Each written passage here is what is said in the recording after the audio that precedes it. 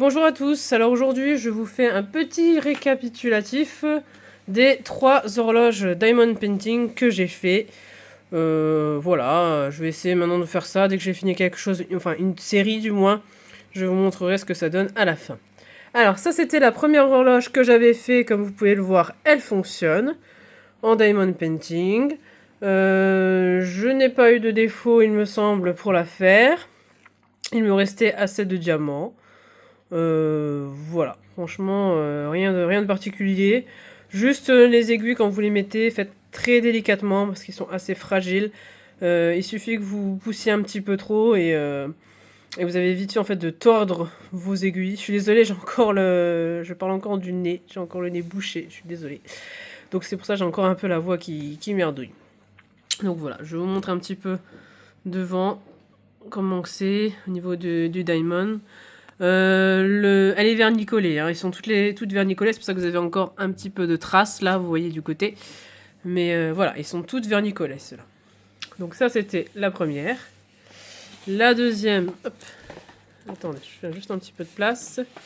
La deuxième, la voici, donc avec les papillons, comme l'autre. Alors les deux autres que je vais vous montrer, dont celle-là, j'ai pas mis de piles, hein. Il n'y a que la première où j'ai mis des piles pour vous montrer un petit peu ce que ça donne. Là j'ai pas mis de piles. Le DP, enfin voilà, le diamant, aucun souci. Pas de problème de couleur de ce côté-ci. Franchement, impeccable. Il n'y a vraiment pas de problème de ce côté-ci. Ensuite, la dernière que j'ai fait. Alors celle-ci était un petit peu capricieuse pour la mettre sur le socle. Et encore maintenant, je suis pas tout à fait sûre qu'elle tienne. Mais bon, elle tient. Donc on va croiser les doigts pour qu'elle continue à tenir. Ce que je trouvais sympa quand même dans cette horloge, parmi les autres, vous aviez déjà, là vous voyez les numéros de l'horloge étaient déjà faits.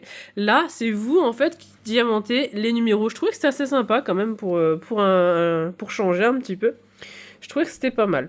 Bon, le petit souci que je trouve, c'est ici en fait, vous voyez, vous avez la toile diamantée qui se confond un petit peu avec le 8. C'est un petit peu un peu chevauché, enfin on voit pas trop la fleur, je trouve, ça fait un petit peu bordel. Mais bon, sinon, en soi, la fleur, là, elle est très belle avec les diamants brillants comme ça. Je trouve que c'est vraiment très très beau. J'étais pas fan de la fleur là, mais au final, ça rend bien. Et pour vous dire, celle-ci, eh ben, je l'ai fait vraiment hier soir. Je l'ai diamantée hier soir, vernicolée, montée.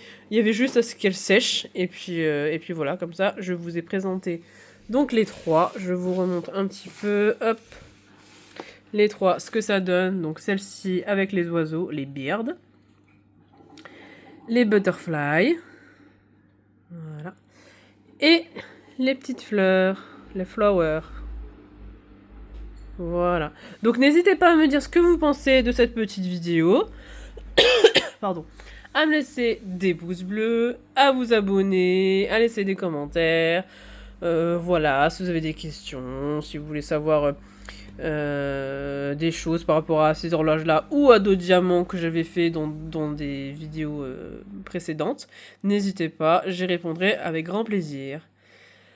Et sur ce, eh bien moi je vous dis à la prochaine, bye.